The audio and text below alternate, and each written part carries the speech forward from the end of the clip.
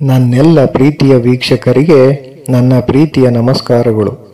ನಮ್ಮ ಚಾನಲ್ನ ಇದೇ ಮೊದಲು ನೋಡ್ತಿದ್ದೀರಾ ಅಂದರೆ ದಯವಿಟ್ಟು ಸಬ್ಸ್ಕ್ರೈಬ್ ಮಾಡ್ಕೊಳ್ಳಿ ಫ್ರೆಂಡ್ಸ್. ಮುಂಚೆಯಿಂದ ನೋಡ್ತಿದ್ದೀರಾ ಆದರೂ ಸಬ್ಸ್ಕ್ರೈಬ್ ಆಗಿಲ್ಲ ಅಂದರೆ ದಯವಿಟ್ಟು ಸಬ್ಸ್ಕ್ರೈಬ್ ಮಾಡ್ಕೊಳ್ಳಿ ಫ್ರೆಂಡ್ಸ್, ಸಪೋರ್ಟ್ ಮಾಡಿ. ಎಷ್ಟೇ ಹೊಗಳಿದರೂ ಅವಮಾನವನ್ನು ಬಹಳ ಚಿಂತನಶೀಲವಾಗಿ ಮಾಡಬೇಕು. ಏಕೆಂದರೆ ಅವಮಾನ ಪ್ರತಿಯೊಬ್ಬರೂ ಅವಕಾಶ ಸಿಕ್ಕಾಗಲೆಲ್ಲ ಬಡ್ಡಿ ಸಮೇತ ತೀರಿಸುವ ಋಣ. ನಾವು ಎಷ್ಟು ಸರಿ ಮತ್ತು ಎಷ್ಟು ತಪ್ಪು ಎಂದು ಇಬ್ಬರಿಗೆ ಮಾತ್ರ ತಿಳಿದಿದೆ. ಒಬ್ಬರು ದೇವರು ಮತ್ತು ಇನ್ನೊಬ್ಬರು ನಮ್ಮ ಆತ್ಮಸಾಕ್ಷಿ. ಒತ್ತಡವು ಸಮಸ್ಯೆಗಳಿಗೆ ಮಾತ್ರ ಜನ್ಮ ನೀಡುತ್ತದೆ. ನೀವು ಪರಿಹಾರವನ್ನು ಹುಡುಕಲು ಬಯಸಿದರೆ ನೀವು ನಗುತ್ತಿರಬೇಕು. ಸತ್ಕರ್ಮದಿಂದ ಸಿಗುವ ಸಂತೋಷವು ಜೀವನದಲ್ಲಿ ಎಂದು ಕೊರತೆಯನ್ನು ಉಂಟು ಮಾಡುವುದಿಲ್ಲ. ಜನರು ನಿಮ್ಮನ್ನು ಅರ್ಥ ಮಾಡಿಕೊಳ್ಳದಿದ್ದರೆ ಏಕೆ ಚಿಂತಿಸಬೇಕು? ವಾಸ್ತವವಾಗಿ ನೀವು ನಿಮ್ಮನ್ನು ಅರ್ಥ ಮಾಡಿಕೊಳ್ಳದಿದ್ದಾಗ ನೀವು ಚಿಂತಿಸಬೇಕು. ಹೋಗುವವನು ಯಾವಾಗಲೂ ಕೊರತೆಯನ್ನು ನೋಡುತ್ತಾನೆ ಮತ್ತು ಉಳಿಯುವವನು ಸಾಮರ್ಥ್ಯವನ್ನು ನೋಡುತ್ತಾನೆ. ನಿಜವಾದ ಪ್ರೀತಿ ಒಂಟಿಯಾಗಿರುವಾಗಲೂ ಪ್ರೀತಿಯ ಭಾವನೆಯನ್ನು ನೀಡುತ್ತದೆ. ಆದರೆ ನಕಲಿ ಪ್ರೀತಿ ನಾವು ಒಟ್ಟಿಗೆ ಜೊತೆಯಾಗಿರುವಾಗಲೂ ಒಂಟಿ ಎನ್ನುವ ಭಾವನೆ ಮೂಡಿಸುತ್ತದೆ. ಯಾರನ್ನಾದರೂ ಪ್ರೀತಿಸಿ, ಕೇವಲ ನಿರೀಕ್ಷೆಗಳನ್ನು ಹೊಂದಿರಬೇಡಿ. ತೊಂದರೆ ಬರುವುದು ಪ್ರೀತಿಯಿಂದಲ್ಲ, ಆದರೆ ನಿರೀಕ್ಷೆಗಳಿಂದ. ದುಃಖ ತುಂಬಿದ ಮನಸ್ಸು ಎಲ್ಲರ ಮುಂದೆ ಮುಗುಳ್ನಗುವಂತೆ ನಟಿಸುವ ಆ ಕ್ಷಣ ತುಂಬ ಕಷ್ಟ.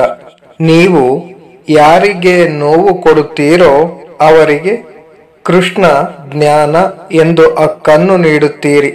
ಇಲ್ಲದಿದ್ದರೆ ಅವರು ಸಣ್ಣದೊಂದು ತಳ್ಳುವಿಕೆಯಲ್ಲೂ ಕ್ಷಮೆ ಕೇಳುತ್ತಾರೆ.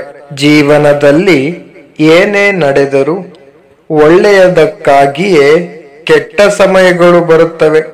ಇದರಿಂದ ನಾವು ಒಳ್ಳೆಯ ಸಮಯದ ಮೌಲ್ಯವನ್ನು ತಿಳಿದುಕೊಳ್ಳಬಹುದು ಮತ್ತು ಜನರು ಬದಲಾಗುತ್ತಾರೆ.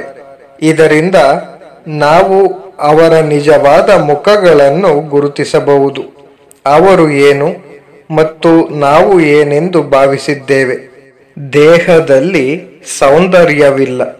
ಸುಂದರ ಎಂದರೆ ಒಬ್ಬ ವ್ಯಕ್ತಿಯ ನಡೆಗಳು, ಆಲೋಚನೆಗಳು ಮತ್ತು ನಡವಳಿಕೆ, ಮೌಲ್ಯಗಳು ಮತ್ತು ಅವನ ಸ್ವಭಾವ. ತನ್ನ ಜೀವನದಲ್ಲಿ ಇದೆಲ್ಲವನ್ನು ಹೊಂದಿರುವ ವ್ಯಕ್ತಿ ವಿಶ್ವದ ಅತ್ಯಂತ ಸುಂದರ ವ್ಯಕ್ತಿ. ಈಗ ನಡೆಯುತ್ತಿರುವ ಸಮಸ್ಯೆಗಳು ಮನುಷ್ಯರಿಗೆ ದೇವರ ಸಂದೇಶವಾಗಿದೆ. ನೀವು ಭೂಮಿಯ ಮೇಲೆ ಅತಿಥಿಗಳು, ಮಾಲೀಕರಲ್ಲ. ನೀವು ಯಾವುದನ್ನಾದರೂ ಎಷ್ಟು ತಾಳ್ಮೆಯಿಂದ ಹೊಂದಿದ್ದೀರಿ ಮತ್ತು ನನ್ನನ್ನು ನಂಬಿರಿ, ನಿಮ್ಮ ತಾಳ್ಮೆಯ ಪ್ರತಿಕ್ಷಣಕ್ಕೂ ಪ್ರತಿಫಲ ಸಿಗುತ್ತದೆ. ದೇವರಲ್ಲಿ ನಂಬಿಕೆ ಇಡಿ.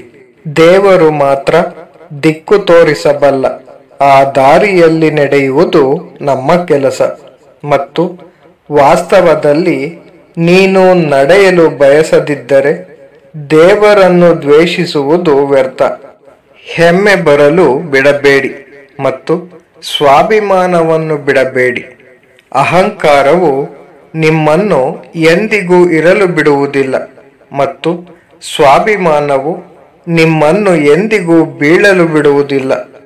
ಯಾವುದೇ ಸಂಬಂಧವನ್ನು ಕೊನೆಗೊಳಿಸುವಲ್ಲಿ ಸುಳ್ಳುಗಳು ಪ್ರಮುಖ ಪಾತ್ರ ವಹಿಸುತ್ತವೆ. ಏಕೆಂದರೆ ಬೇಗ ಅಥವಾ ನಂತರ ಸತ್ಯವು ಹೊರಬರುತ್ತದೆ. Thank you for watching friends. Please subscribe my channel.